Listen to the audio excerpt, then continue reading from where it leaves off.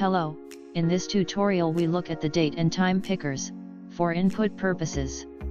The date and time pickers are complex components when used with text fields. Creating these each time you need one would be tedious, so we follow the approach we used before. We use reusable layouts. In this example, we have 2 date pickers and 2 time pickers. We also have clickable buttons to get the selected dates and times. We have also applied some attributes to the used text fields. One is rounded, one is filled, one is shaped, etc.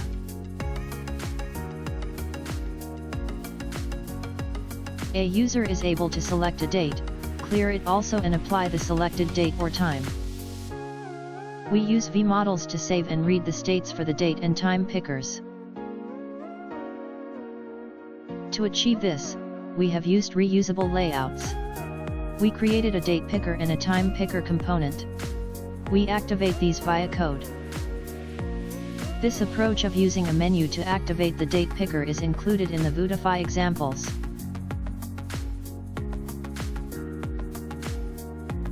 Inside the date and time picker, we have buttons to clear, cancel and accept the selected date or time.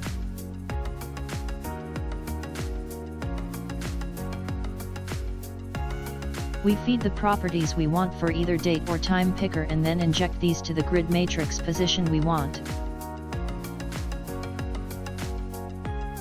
The time picker design follows the same approach.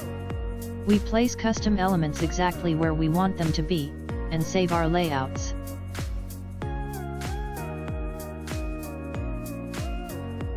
We later activate the date or time picker when we want it. Additional properties are also set to change the look and feel of the text fields.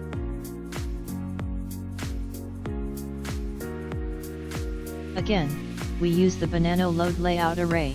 We then extract each custom element and apply properties to it, and then we get the generated HTML to build our component.